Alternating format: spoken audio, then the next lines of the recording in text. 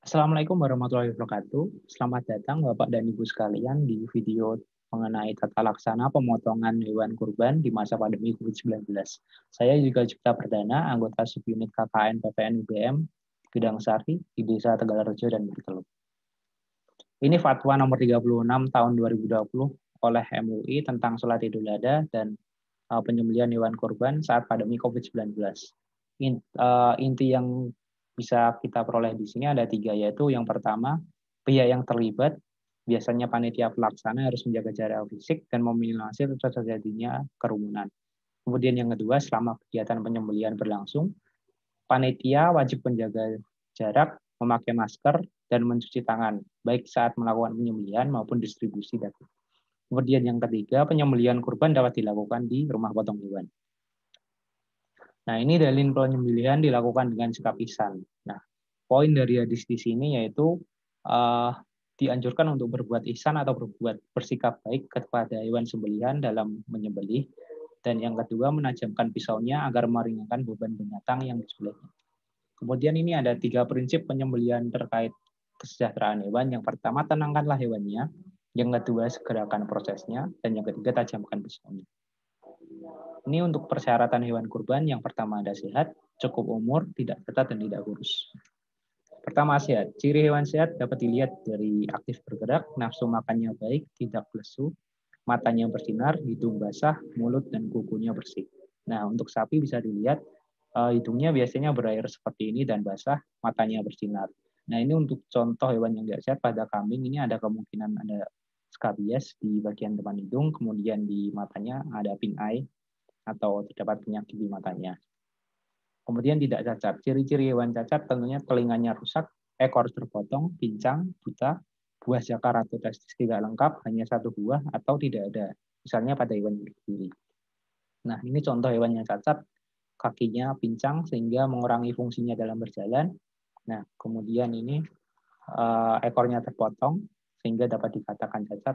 Nah, untuk ternak yang memiliki tanda tindik atau bekas recording pada bagian telinganya, bekas eartag atau penandaan identifikasi itu bukan termasuk ternak yang cacat karena tidak mengganggu fungsi dari telinga tersebut sehingga masih masuk ke dalam syarat untuk hewan dijadikan hewan kurban. Nah, ini perlu diingat, hewan kurban sangat diutamakan jantan dan tidak dikebiri atau dikastasi. Terutama di Indonesia ada undang-undang khusus yang mengatur di mana betina produktif dilarang untuk disembelih, terutama pada ternak sapi. Cukup umur. Untuk cukup umur ini, pada ternak ditandai dengan pergantian gigi susu menjadi gigi seri yang menandakan ternak telah dewasa pada kelamin. Nah, cara mengecek umur ini dengan melihat gigi dapat dilihat pada sapi misalkan. Yang sebelah kanan ini contoh sapi yang belum poel atau belum dewasa karena masih satu pasang giginya gigi susu. Nah, sebelah kiri ini terdapat satu pasang gigi tetap atau poel satu. Nah, ini menandakan ternak sudah mencapai dewasa kelamin. Pada sapi, dewasa kelamin ini biasa pada rentan umur 2 sampai 2,5 tahun. Sedangkan pada kambing atau domba itu rentang umur 1,5 sampai 2 tahun. Ini untuk kambing, bisa dilihat yang atas dan tengah ini masih gigi seri semua, sedangkan yang bagian bawah ini terdapat dua gigi. Oh, maaf, yang atas dan bawah masih gigi susu semua, dan yang bawah ini terdapat sepasang gigi seri.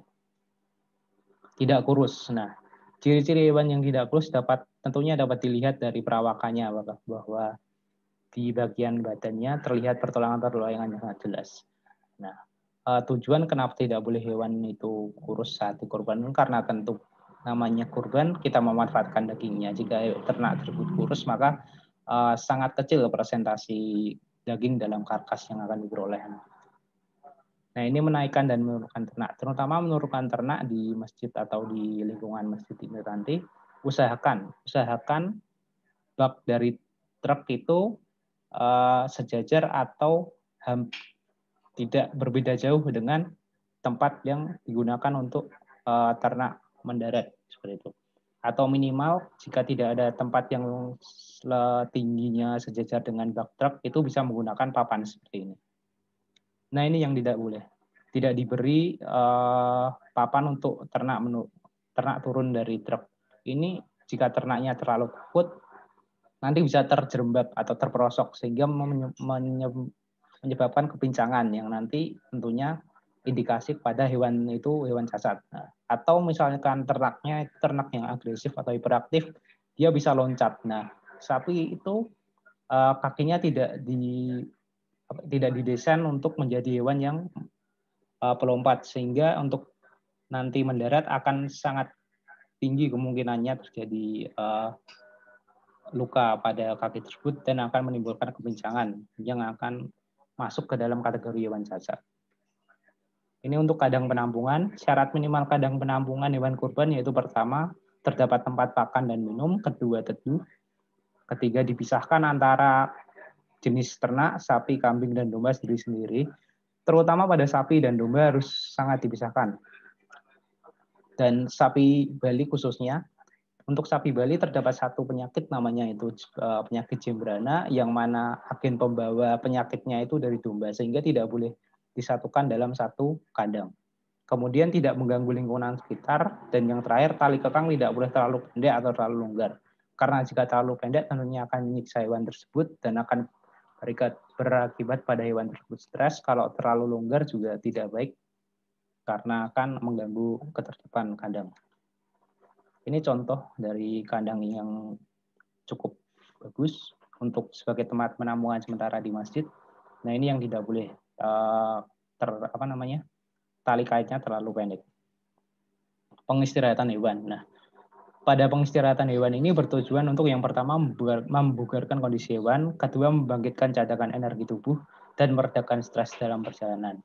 Nah, kenapa perlu membangkitkan cadangan energi tubuh dan meredakan stres selama perjalanan? Ini nanti akan indikasinya pada kualitas karkas atau kualitas daging yang dihasilkan pasca pemotongan.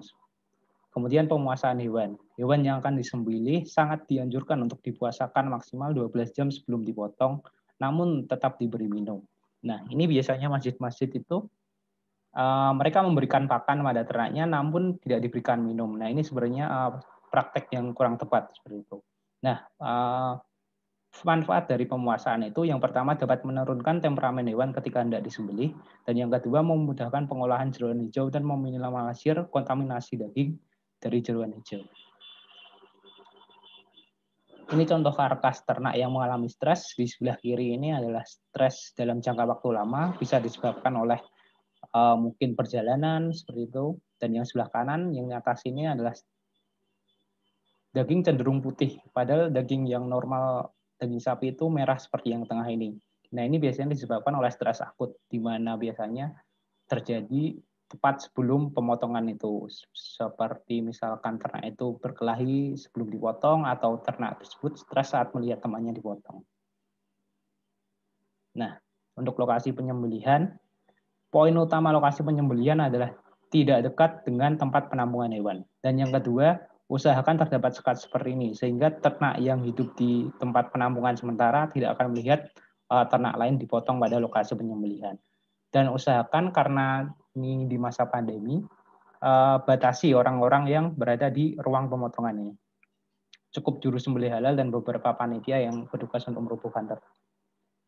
Ini kemudian teknik merubuhkan. Yang pertama tentunya dilakukan oleh orang yang kompeten. Jaga jarak kemungkinan sulit saat merubuhkan ternak, sehingga mohon untuk dimaksimalkan APD yang ada.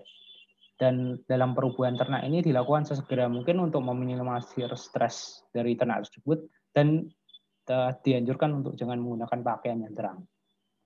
Nah, ini jangan sekali-kali mendekati ternak dari titik buta atau blind spot ini dari sebelah belakang. Karena terutama ternak sapi, dia dapat menendang dengan arah cerong ke belakang. Jika dia didekati dari arah belakang, kemudian kita tiba-tiba menepuknya, dia bisa saja kaget dan menendang ke belakang. Paling bagus dekati ternak sapi dari arah depan, karena dia bisa melihat jelas kita dari arah depan, seperti itu. Kemudian ini jangan gunakan warna terang. Sapi ini memiliki penglihatan dikromatik sehingga masih bisa membedakan warna bergelombang panjang seperti merah, kuning, dan jingga. Nah, di sebelah kanan ini video mengenai sapi justru memilih panitia yang dia menggunakan warna terang daripada panitia yang menggunakan warna lebih gelap seperti biru atau hijau seperti. Nah, ini serang. Nah, biasanya sapi mengamuk ini faktornya bisa disebabkan beberapa hal. Misalnya terlalu banyak orang, terlalu bising, atau stres dalam waktu yang lama, dan ketakutan setelah melihat sapi lain disembelih. Nah, ini untuk teknik merubuhkan. Teknik yang pertama yaitu metode rope squeeze. Bisa dilihat. Tali dikekangkan dengan 3 kali putaran di bagian depan kaki, bagian ketiak kaki depan, dan di bagian belakang. Ini untuk metode Barley. Ini metode yang paling umum digunakan di masjid-masjid biasanya. Nah, ini karena dalam prakteknya itu simpul yang digunakan lebih mudah. Nah, ini bisa dilihat, ini dikalungkan di atas pundak atau di atas gubannya, kemudian disilangkan di bagian ketiak, kemudian dinaikkan kembali, disilangkan pada bagian punggung, kemudian dikeluarkan di antara selangkangan.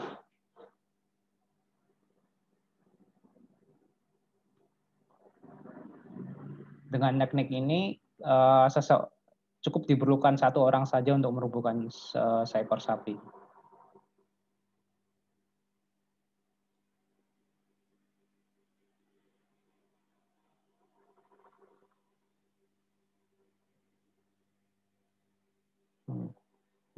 Kita lihat hanya ada 1 orang yang menarik. Ini bisa benar-benar 1 orang jika misalkan ternak itu di tali atau didadung di pohon atau kandang. Nah, ini untuk teknik merubuhkan kambing dan domba. Nah, ini cukup dipegang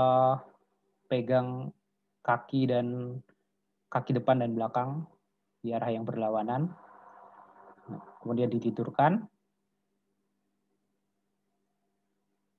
Nah, setelah ditidurkan, usahakan bagian paha depan itu ditahan dengan kaki dan matanya ditutup dengan telinga si kambing tersebut atau domba sehingga si ternak tersebut akan lebih tenang. Ini contoh alat pelindung diri yang digunakan oleh panitia dan juru sembelih halal. Ada glove, sarung tangan, kemudian sepatu boots, apron, masker tentunya di masa pandemi. Kemudian ini 1 set untuk alat penyembelihan. Ini terdapat pisau untuk pengulitan, pisau boning, pisau penyembelihan, dan pisau pemotongan daging.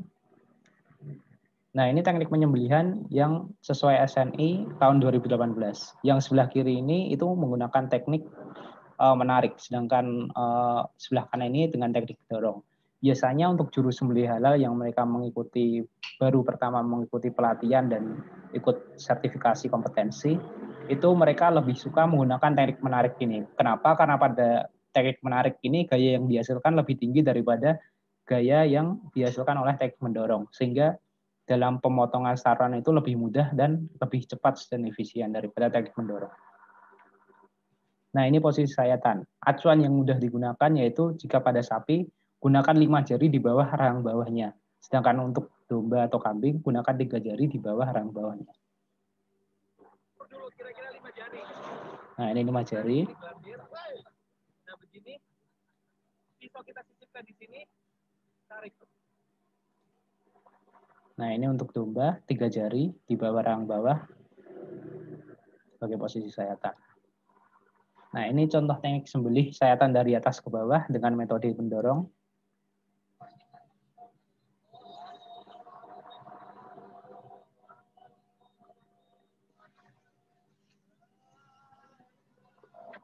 Kemudian ini sayatan dari bawah ke atas dengan teknik menarik.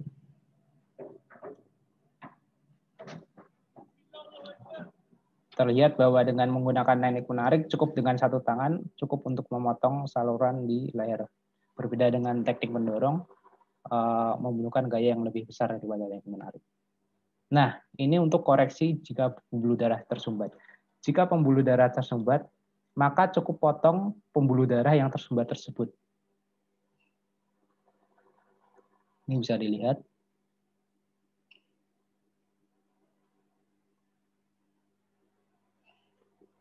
Nah, cari pembuluh darahnya, kemudian potong pembuluh darah tersebut. Untuk menjamin bahwa aliran darah tetap mengalir dengan lancar. Nah, dilarang melakukan tusuk dada kepada ternak yang pembuluh darahnya tersumbat. Kenapa dilarang melakukan tusuk dada? Ini nanti akan mengganggu fungsi dari kerja jantung tersebut. Kerja jantung pada hewan ini fungsinya memompa darah sehingga memastikan bahwa darah yang keluar dari tubuh ternak itu keluar dengan sempurna. Jika dilakukan tusuk dada, fungsi dari jantung itu akan menurun untuk memompa darah. Dan nanti proses pengeluaran darah dari tubuh ternak itu tidak sempurna. Nah, ini nanti indikasinya bisa menurunkan kualitas karkas yang ada pada ternak. Karena darah banyak yang menggumpal di bagian tubuh ternak. Nah, pengecekan kesadaran hewan. Ini dilakukan dengan dua teknik. Maksud saya 2 poin. Yang pertama yaitu mendekatkan jari ke mata atau ke kornea. Itu mengecek refleks mata. Jika tidak berkedip maka hewan tersebut sudah mati. Yang kedua mendekatkan punggung ke hidung hewan untuk meriksa hembusan nafas. Nah, ini yang dilarang dilakukan selama pandemi, yaitu berkerumun, tidak menjaga jarak. Sekian tata laksana pemotongan hewan kurban di masa pandemi COVID-19, dan terima kasih. Saya juga Cipta Perdana dari subunit BKKN PPN UGM Gedang Sari di Desa Mertelu dan Desa Tegalrejo. Mengucapkan terima kasih atas perhatian Bapak dan Ibu. Wassalamualaikum warahmatullahi wabarakatuh.